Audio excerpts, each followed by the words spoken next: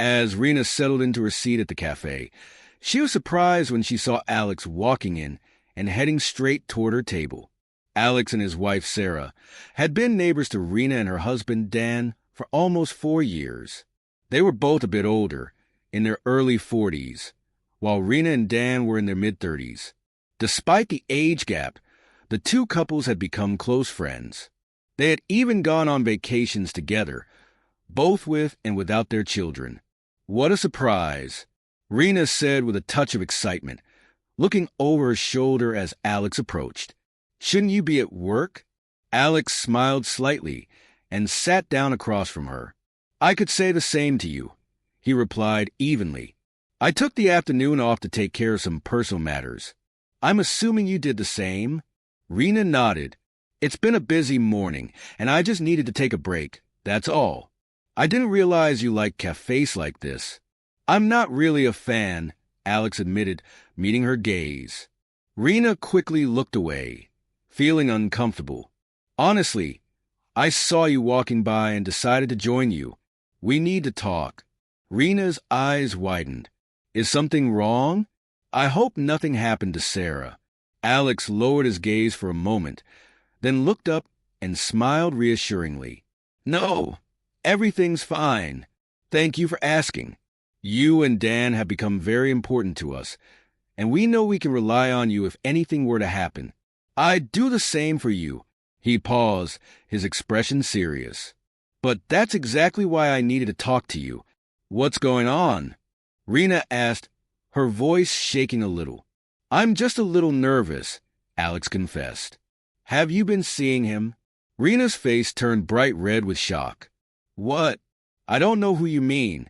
Who's the guy you're talking about?" "The one you keep looking at through the door," Alex said, his tone calm and almost casual. "Did you sleep with him?" "No, not at all," Rena stammered, her cheeks burning with embarrassment. She instinctively shifted her arms, trying to relieve the tension, but Alex just shook his head, his expression softening. He closed his eyes for a moment, and when he opened them, he gently placed his hand on hers, his touch almost fatherly. "You need to hear me out," he said. "I'm going to explain what's really happening, what you probably think is happening, and, most importantly, what he thinks about it. That's the key." Rena nodded, trying to calm her racing thoughts.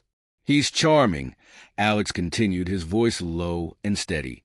"He's either younger or more successful than Dan, and he has qualities that Dan doesn't have.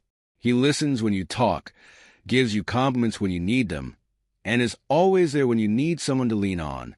He's even willing to make sacrifices for you." "Right." Rena stiffened, unsure how to respond. "How do you know all of this?" she asked, her voice barely a whisper. "Does Dan know?" "Of course he suspects," Alex replied. "You know he does, but he doesn't have the proof. Still, those suspicions must make him feel like a fool, don't they?" Rena swallowed hard, her mind racing. Alex continued, "Let me tell you about 2 important things that happened in the past 2 weeks. You missed both of them for the same reason. Something happened to Mr. Charming, and he needed you as a friend. You felt obligated. So you missed both your son's birthday and your 9th anniversary dinner to be there for him."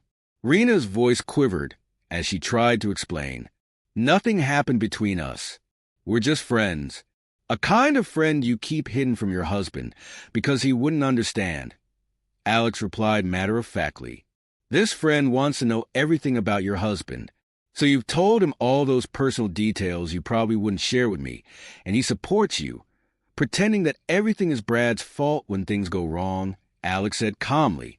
"I bet even Brad's suspicions that something's happening have been used as proof of what a terrible husband he is." Rena's jaw dropped. "How do you know all of that?" Alex nodded, his expression serious. "Let's be honest here. Was it the day you missed your son's birthday or the anniversary dinner, when he kissed you and confessed his feelings for you?"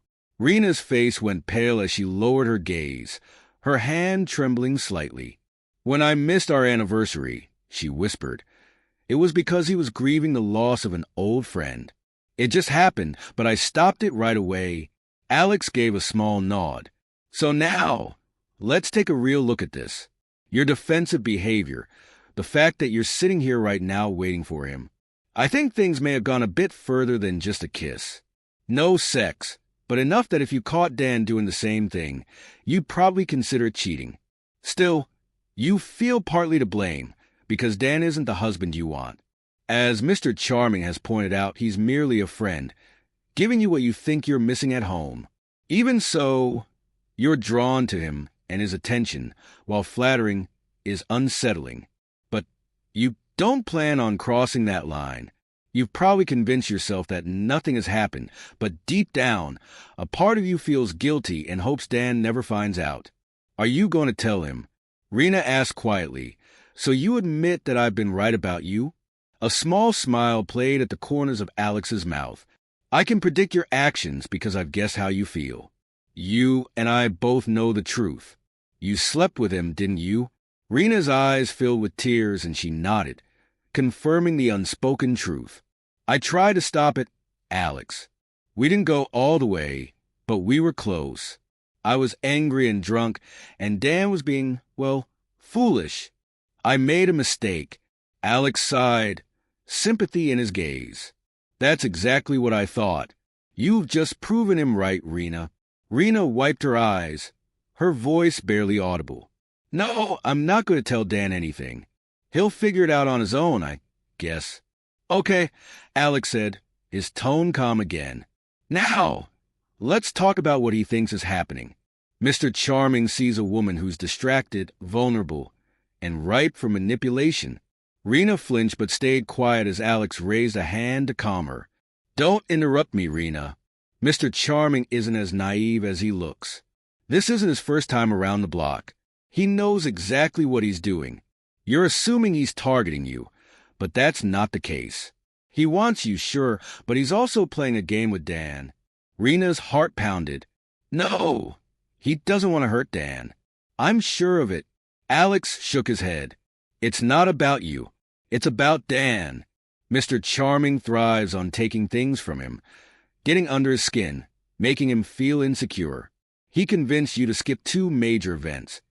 Events that would have meant something to Dan, to show you that he means more to you than your husband does. Think about it. The death of his friend, and whatever crisis came up just happened to fall on those same days you missed, didn't it? Coincidence? Not likely. Rena shuddered. Dan's birthday is in 3 weeks. I won't let it happen again. Alex raised an eyebrow. You were in Mr. Charming's arms while your husband sat waiting for you at the restaurant for an hour. You texted him an excuse about your friend getting food poisoning, but you didn't even bother to come up with a real name, did you? Rena looked down, embarrassed. Alex continued, so now you're skipping work and all because of Mr. Charming? You've made it clear where your priorities lie, and it's not in your marriage, Alex said, his voice steady. Rena took a deep breath. But he wants me. That's all. He doesn't want Dan to know about us. Alex laughed quietly. Of course he does. He knows everything about Dan, every little detail you've shared. Mr. Charming is aware that Dan has every right to be suspicious, and he's using that to his advantage. He's making you question everything, pushing you toward that line where it feels like everything is justified. He needs that divide between you and Dan to keep the game going. And once he has you completely, once he feels like he's won, that's when he'll let Dan find out. Rena's eyes widened. How do you know all of this? Alex smiled. My wife, Sarah, and I have been happily married for many years, but I haven't always been married. I know how these things work. You have 2 choices, Rena. Continue down this path. Keep lying to yourself, convincing yourself it won't turn into something more, or face reality, end this now, and try to salvage your marriage. Rena's chest tightened. I don't want Dan to find out. Alex sighed, shaking his head. If you keep this up, you won't have a choice. Mr. Charming will make sure Dan finds out. Maybe even lie about what's really happened between you two. You need to stop this before it's too late. Tears welled up in Rena's eyes. Please, I can't let him know. Alex walked over to her and pulled her into a brief hug, whispering softly, then don't do anything. Don't even give him a peck on the cheek unless Dan knows. If you don't, you can be sure he'll find out, and it'll be worse for both of you." Just as he pulled back, a voice from behind interrupted. "Is that man bothering you?" Alex turned to see a tall, slender man with a thick beard standing there. "You must be Reed," Alex said, holding out his hand. Reed hesitated for a moment before shaking it. Alex squeezed Reed's hand firmly, pulling him closer and whispering in his ear, "Listen to me. If you make a scene or try anything stupid, I'll make sure your finger ends up broken. Don't talk to my wife, and don't talk about her. There will be consequences." Reed winced as Alex released his hand. "Who the hell are you?" Alex leaned in, speaking quietly. "Since you're so interested, let me tell you. I'm the only one you can talk to about this. You've got your hand in the cookie jar, but don't be foolish enough to lose it over something ridiculous. She's not worth it." Reed rubbed his hand, clearly shaken. "No, she's not. Definitely not." Alex stood up straight and looked at Reena, his expression hardening. "You've got a second chance. Go home and be the kind of wife your husband deserves. I know it won't be easy, but tell him the truth. Tell him he was right to suspect something, but that you stopped before it got worse. Don't mention me. It's better that way. Dan will be angry, but he'll want to move forward. Trust me. He'll be glad to know the truth." Reena wiped her eyes, still trembling. "Thank you," she whispered. Alex's voice softened. "I didn't do it for you, Reena. I did it for Dan and to make up for my own mistakes. Take care.